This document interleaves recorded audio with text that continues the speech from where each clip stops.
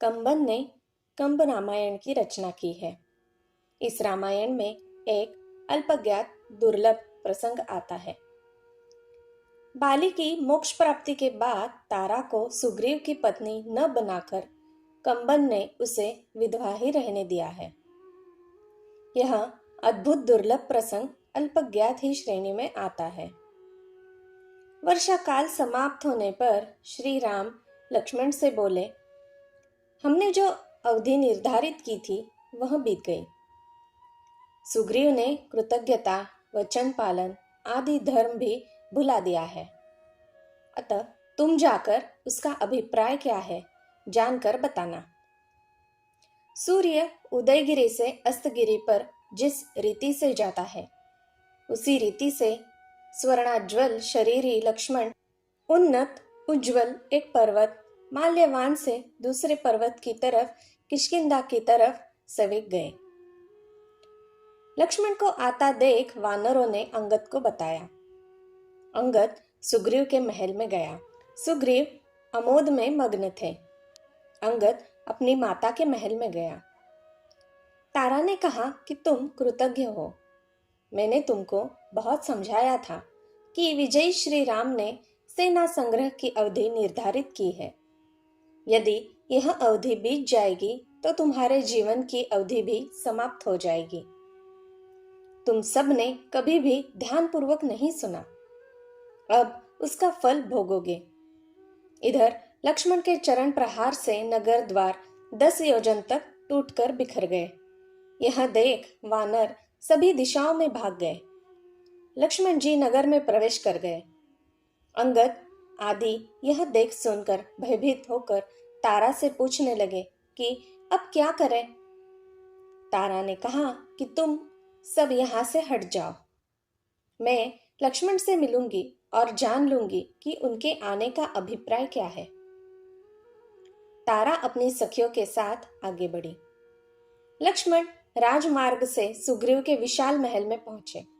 तभी बीच में आकर तारा ने उनका मार्ग रोक लिया।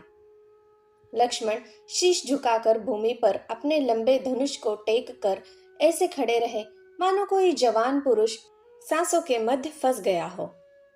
तारा ने लक्ष्मण जी से कहा, हे वीर कुमार, आप पैदल चलकर इतनी दूर आए हैं। अपने पैरों से चलकर हमारे घर में आपका आगमन हुआ। इससे हम उत्कृष्ट जीवन को प्राप्त हो गए। हमारा उद्धार हो गया। आपके एकाएक आने से वानर सेना में भय व्याप्त हो गया है। आप तो दया सागर श्री राम के चरणों से कभी अलग होने वाले नहीं हैं। कृपया अपने आने का हेतु तथा मनोभाव प्रकट करने का कष्ट करें। तारा की यह वाणी मधुर संगीत सी थी। लक्ष्मण का क्रोध कम हुआ। उस मधुर आवाज को समझने के लिए जब उन्होंने थोड़ा मुख उठाकर तारा का सुंदर मुख देखा, तब उन्हें अपनी विधवा माताओं का स्मरण हो आया और वे अत्यधिक दुखी हो गए। तारा पर अहिवात के अभिरण नहीं थे, मणियां नहीं थी, सुवासित और शहद भरे पुष्पों की मालाएं त्याग दी गई थी। कुमकुम, चंदन आदि के लेप का श्रृंगार नहीं था। यह देखकर दयानिधि लक्ष्मण की आंखों से आंसू बह निकले। लक्ष्मण सोचने लगे कि मेरी दोनों माताएं ऐसी ही दिखती होंगी। इस विचार से उनका मन दुर्बल हो गया। पुनः सोचा कि प्रश्न करने वाली को उत्तर देना चाहिए। उन्होंने कहा, सूर्यपुत्र सुग्रीव ने श्री राम को वचन दिया था कि वे और उनकी सेना देवी सीता को खोज कर लाएंगे। वह इस वचन को भूल गया है। तारा ने कहा, प्रभु, छोटे लोग कुछ गलत करें तो बड़ों को क्रोध नहीं करना चाहिए। आप शांत हो जाइए। आप अत्यंत ही गुणवान हैं। सुग्रीव कुछ भूले नहीं हैं।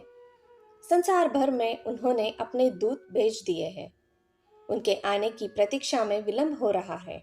आपने जो उपकार किया है उसका प्रत्युपकार हो भी सकता है क्या? यदि वे आपकी उपेक्षा करते हैं तो विफल हो जाएंगे। लक्ष्मण जी को तारा पर दया आ गई। पास खड़े हनुमान जी समझ गए कि इनका क्रोध शांत हो गया है।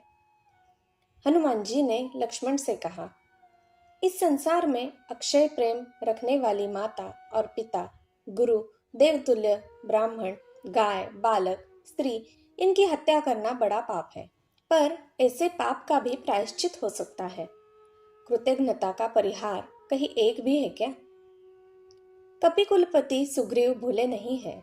विजय वाहिनी को बुलाने के लिए दूत भेजे जा चुके हैं। बस उनके आने की प्रतीक्षा है। लक्ष्मण जी ने मारुति के वचन सुनकर क्रोध त्याग दिया। इसके पश्चात लक्ष्मण जी सुग्रीव के पास गए।